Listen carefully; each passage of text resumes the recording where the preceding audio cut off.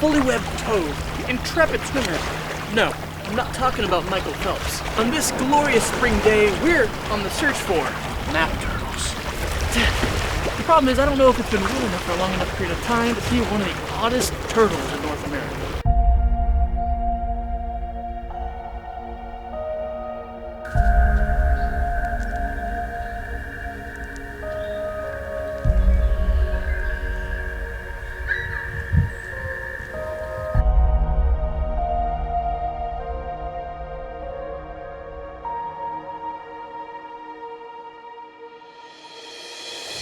Literally right here, right off the bat, our first animal, the red-breasted mergansers. There are 3 different species of merganser that we can pretty much find throughout Pennsylvania. The common merganser, the hooded merganser, and the red-breasted merganser. This is a red-breasted merganser. The way I can tell is by looking at it, I see it has a punk-like hairdo, kind of spiky, as opposed to the hooded merganser, which is a very smooth hood, and the common merganser, which doesn't have any hairdo to speak of, kind of like the bald cousin. See right here? There's the male. He's beautiful. He's got this black and white coloration. He's got a brilliantly red beak. They're piseriformic, meaning that they primarily dive for their fish, and they're sexually dimorphic. The males are these very pretty black, white, red bills, and the females are a bit more drab, browns, a little bit of a reddish brown hood or punk hairdo. And that's more or less because the males have to attract the females, and then the females oftentimes will sit on the nests, and they have to be pretty well camouflaged. The more camouflaged, the more likely they are to protect the nest and to hide the eggs and babies from potential predators. Super cool to see these guys. First animal of the day. Let's see what else we can find. When we're looking for these map turtles, we want to be looking for ponds. We're here in a specific park close to Lake Erie where I know there's a population, an ample population, but we're looking for ponds where there's good basking areas because these turtles are basking turtles, as opposed to other turtles like the snapping turtle that is less likely to bask, and you're more likely right now to see them crossing the roads to get to breeding sites. As I'm sure you guys can hear, are anaxarids. It's breeding season for these big bad boys. What is an anaxarid, you might ask yourself? Well, that is the genus of toads we have here in Pennsylvania and a lot of the East Coast. Anaxaris americanus is the exact species I'm hearing right back here, which is the Eastern American toad. You hear them going,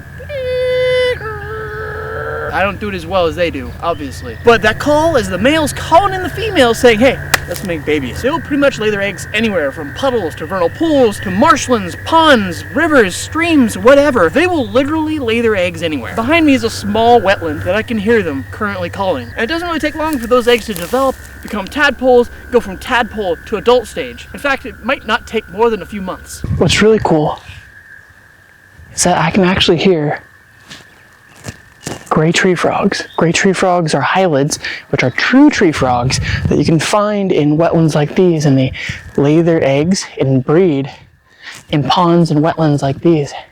And for the most part of their lives, they're arboreal, meaning that they can pretty much be found closer to the canopy. They're perfectly camouflaged, and although it has the name gray tree frogs are not always gray. In fact, when they're younger, they tend to be green, and as they mature, sometimes they'll turn more of a gray color, which makes them perfectly camouflaged on like the sides of trees. They look like lichen, and be like, it's green, that's not a gray tree frog, it must be a green tree frog.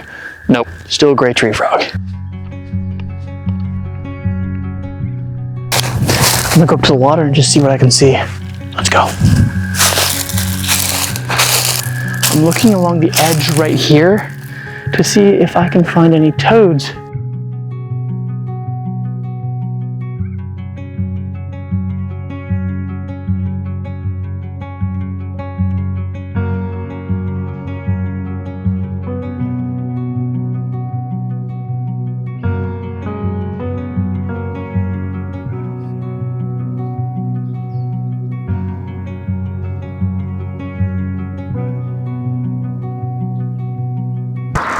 There's a huge snapping turtle right here. I don't know if you can see it.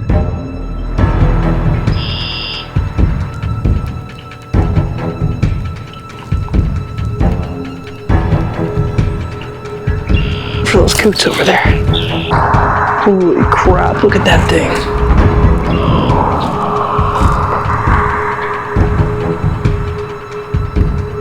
I think he is going for those hens over there.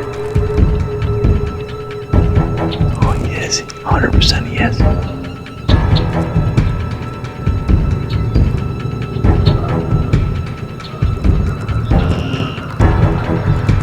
They were really worried for a second, I think. 'Cause that turtle out there really was going for him.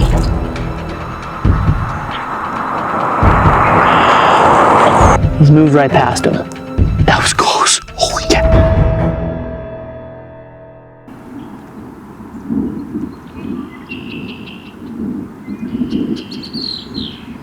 Bye, Mr. Snapping Turtle. Let's go look for some Graptemys and map turtles. Baby!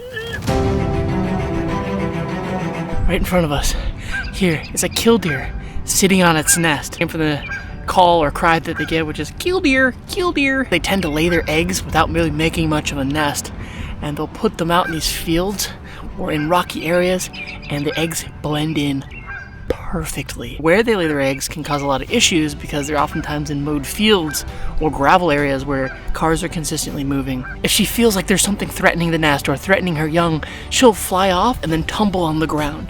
And she does that and she shows as if, oh, I have a broken wing. A predator, come and get me. I'm easier prey. I'm more food. And the predator ideally is going to go, whew, I'm going to go after that. And they do that and then they fly off. Ideally, they do this for a period, just like all the way down. By that time, the predators chase them far enough away from the nest is safe, the mom can fly off and eventually return to lay and guard the nest once more. Right in front of us is another species that I'm not a big fan of because I've actually tried to work to get rid of some of them. These are European starlings. These guys are incredibly invasive here in the United States, and they have contributed to a great deal of the decline of certain cavity-dwelling birds.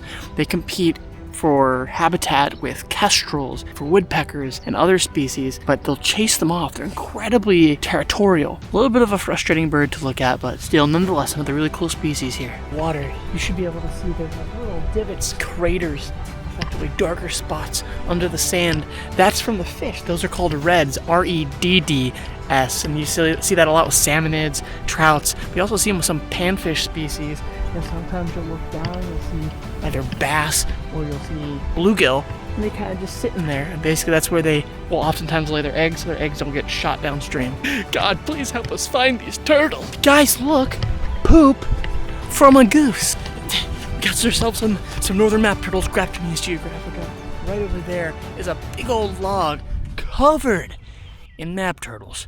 I love map turtles. I've studied with them a couple times with my professor. They're super interesting, and by that I mean they have fully webbed toes, unlike a lot of other turtles. They have fully webbed toes, so they're incredible swimmers. They're one of the most diverse groups, I would say, of turtles found on this coast on the eastern United States. There's a lot of different types of map turtles, but this one is the northern map turtle. What's really interesting about map turtles, to me at least, is that they're incredibly sexually dimorphic. Basically, that means that the males and the females look really different. The males look like babies. The females, they're big. They can get like, you know, a full-size turtle, almost the size of a yellow-bellied slider. They're massive. That is because the females have to carry the eggs, right? And so the larger the female, the more eggs. And so that actual dynamic has created a sexual dimorphism where the males can actually be significantly smaller than the females.